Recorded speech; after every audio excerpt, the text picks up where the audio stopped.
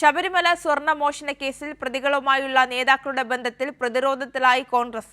മുഖ്യമന്ത്രിയുടെ ചോദ്യങ്ങൾക്ക് കോൺഗ്രസ് നേതാക്കൾക്ക് മറുപടിയില്ല. ഉണ്ണികൃഷ്ണൻ പോറ്റിയും ഗോവർദ്ധനും സോണിയാഗാന്ധിയുടെ വീട്ടിലെത്തിയ ചിത്രങ്ങൾ പുറത്തുവന്നതോടെ ശബരിമല കേസിനെ രാഷ്ട്രീയ മുതലെടുപ്പിന് ഉപയോഗിച്ച കോൺഗ്രസും UDFും വെട്ടിലായിരിക്കുകയാണ്.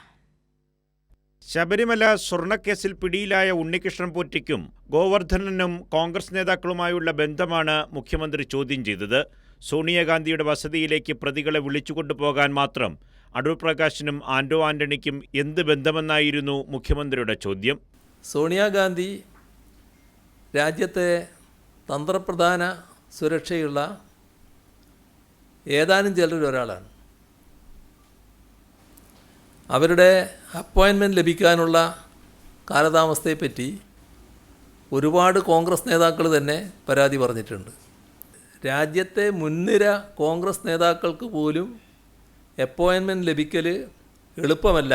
സോണിയാഗാന്ധിയുമായുള്ള അപ്പോയിൻമെൻറ്റ് ലഭിക്കൽ, അങ്ങനെയുള്ള സോണിയാഗാന്ധിയുമായുള്ള അപ്പോയിൻമെൻറ്റ് എങ്ങനെ ഈ സ്വർണ്ണക്കേസിലെ പ്രതികൾക്ക് ലഭിച്ചു? ശബരിമല കേസിനെ രാഷ്ട്രീയ മുതലെടുപ്പിന് ഉപയോഗിച്ച കോൺഗ്രസും UDFും ഇതോടെ വെട്ടിലായി.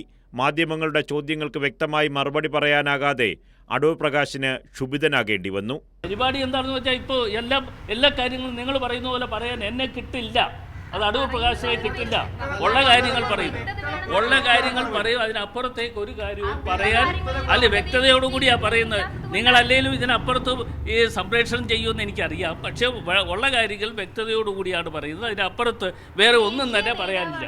ആരാണ് പ്രതികൾക്ക് സോണിയാഗാന്ധിയുമായുള്ള കൂടിക്കാഴ്ചയ്ക്ക് അവസരമൊരുക്കിയതെന്ന ചോദ്യത്തിന് ഇതുവരെ കോൺഗ്രസ് നേതാക്കൾക്ക് മറുപടി പറയാനായിട്ടില്ല.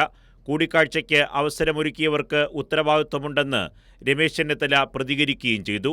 എന്നാൽ സർക്കാരിനെ സംബന്ധിച്ച് സ്വർണ്ണക്കേസിൽ ഒന്നും മറച്ചുവെക്കാനില്ലെന്ന് മുഖ്യമന്ത്രി തന്നെ വ്യക്തമാക്കി.